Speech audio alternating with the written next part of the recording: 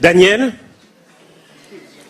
tu vas nous expliquer, si tu le veux bien, comment assurer un développement harmonieux du territoire de la ville des Abîmes. Bien entendu. En tout cas, je vous salue tous, chers amis, mesdames et messieurs de la presse, et c'est avec plaisir que je vais répondre à cette question. Tout d'abord, vous noterez que logement, aménagement du territoire et rénovation urbaine, tout cela est lié. Et au fond, il s'agit de les mettre en cohérence, ce qui malheureusement n'a pas tout à fait été le cas au cours des 2 mandatures passées. Alors, la liste Tous pour le changement, conduite par Olivier Servat, va essayer de le faire, et le faire pour de bon, parce que nous avons perdu assez de temps comme ça. Pour tout vous dire, je vais commencer d'ailleurs par la rénovation urbaine. Je commence par la rénovation urbaine parce que c'est quelque chose qui est en cours, mais qui est inachevé, et malheureusement nous avons perdu beaucoup de temps. Et le temps, vous le savez, c'est de l'argent. Non seulement dans le principe, mais aussi dans la réalité. Parce que le fait que 5 ans se sont déroulés avant qu'on mette le premier coup de pioche de la rénovation urbaine, eh bien c'est 5 ans que nous avons perdu. Et après, il nous a manqué du temps au cours de la 2e mandature pour réaliser ce projet. Et donc l'argent qui était disponible pour la ville des Abîmes est reparti tout simplement. Voilà. Donc, l'idée de base de ce projet de rénovation urbaine, c'était faire mieux ville et faire plus ville. En fait, il s'agissait de changer les conditions de vie des habitants des quartiers de Grand Camp, de Grand Camp Vieux-Bourg, Rézé et le Bourg des Abîmes. Autant de quartiers qui étaient dégradés, qu'il fallait absolument remettre à niveau. C'était donc ça, aujourd'hui, malheureusement, du fait de l'amateurisme des dirigeants actuels, mais également de la prépondérance, de l'importance prise par les opérateurs immobiliers dans ce projet de rénovation urbaine, eh bien, ce projet a été partiellement mis en œuvre et mal mis en œuvre. Quels que soient les bâtiments que vous voyez par ailleurs fleurir ici ou là, et qui étaient déjà très largement prévus depuis 2007. Eh bien, il se reviendra donc pour l'équipe Tous pour le changement, conduite par Olivier Servat, eh bien, tout simplement, de relancer cette opération pour le remettre sur les bons rails. Et comment? Eh bien, par le recalibrage déjà. La première chose à faire, c'est recalibrer l'équipe de pilotage pour que la ville ait vraiment la main sur l'opération, ce qui n'est pas tout à fait le cas aujourd'hui. Et ensuite, eh bien, mettre en œuvre des projets majeurs qui ont été oubliés d'ailleurs.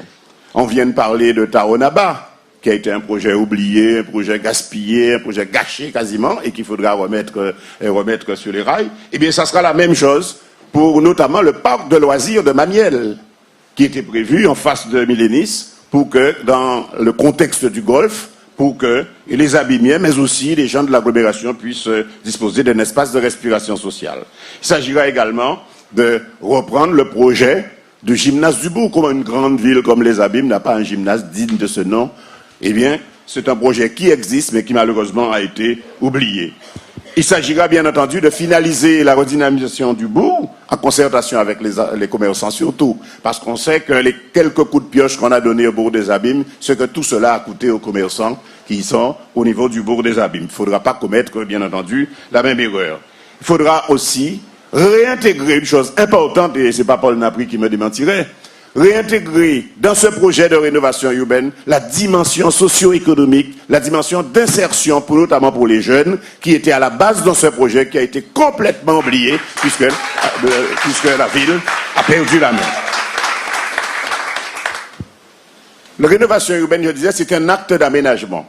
Mais plus généralement, au-delà de cette rénovation urbaine, eh bien, il conviendra d'engager le rééquilibrage du territoire.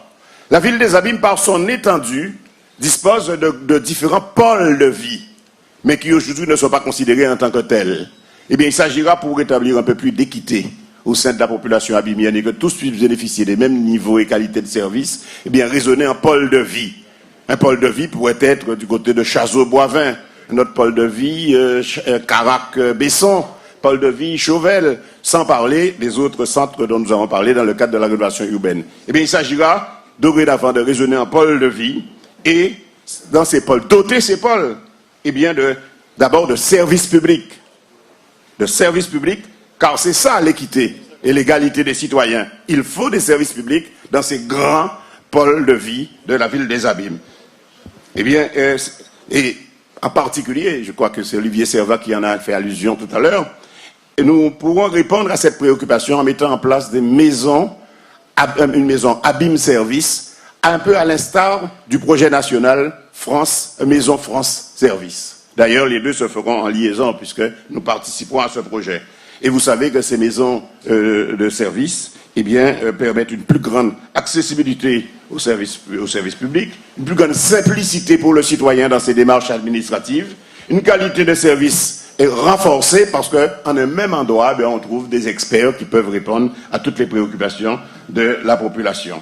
Et je dois vous dire que dans l'esprit du projet et à cause des insuffisances qui ont été notées, la maison de service sera en priorité implantée sur le secteur de Boivin et ensuite déclinée grâce aux moyens technologiques dans d'autres grands pôles de vie de la ville des Abîmes.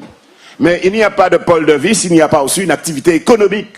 Et donc, nous allons encourager la création locale d'activités pour répondre aux besoins des citoyens sur place. Les infrastructures de base, et en particulier tout ce qui est route, tout ce qui est trottoir, tout ce qui est réseau divers, aujourd'hui en si mauvaise qualité, il s'agira, bien entendu, de remettre ça à niveau dans les différents pôles de vie de la ville des Abîmes pour qu'il y ait un véritable équilibre au niveau du territoire. Et bien entendu, la question des transports publics devra être développée pour tenir compte des besoins de liaison de la population des différents quartiers et pôles de vie de la ville des Abîmes. Enfin, la question du logement, que j'introduis plus largement dans la notion de l'habitat et du cadre de vie, la chose qu'on peut dire, c'est que l'offre actuelle ne répond pas pleinement aux besoins de la population. Et non seulement ça ne répond pas aux besoins de la population, mais ça facilite la paupérisation de la ville des Abîmes. Ce qui est cumulé avec l'insécurité ambiante dont a parlé Claudel Deloumeau et le niveau des impôts locaux, tout cela favorise l'exode vers les autres communes et donc la dépopulation de la ville des Abîmes. Il convient de redresser la barre. Et donc pour cela, il faudra en particulier conduire deux actions. Tout d'abord, mettre en pratique la notion de mixité. Ce qui a été absent dans le programme de renouvellement urbain, par exemple. La mixité, c'est ne pas construire à tout va des bâtiments pour faire du logement social, mais au contraire, faire du logement social, mais également faire du logement en accession à la propriété,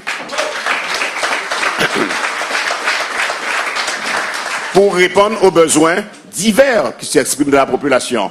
Et puis plus généralement, il me semble, mais si je me trompe, on me le dira, pendant les 12 ans passés, il n'y a pas eu une seule opération de logement résidentiel au niveau de la ville des Abîmes. Là aussi, ça appauvrit la ville des Abîmes et ça conduit aussi à cette paupérisation dont nous venons de parler.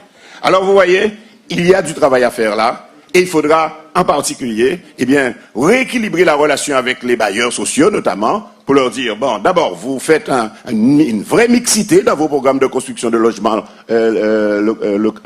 collectifs et d'autre part, ça permettra également de clarifier la responsabilité entre la ville et les bailleurs en matière d'entretien, en matière d'entretien de l'environnement des bâtiments collectifs qui sont sur notre territoire. Et ainsi, la population saura à qui s'adresser en cas de difficulté. Voilà, vous voyez, il y a à faire. Il y a à faire, il y a vraiment de quoi faire. Alors, il faut y aller. Ça qui va y enlever la main, la liste tous pour le changement, qu'à lever la main bien haut et nous a dit bye la main.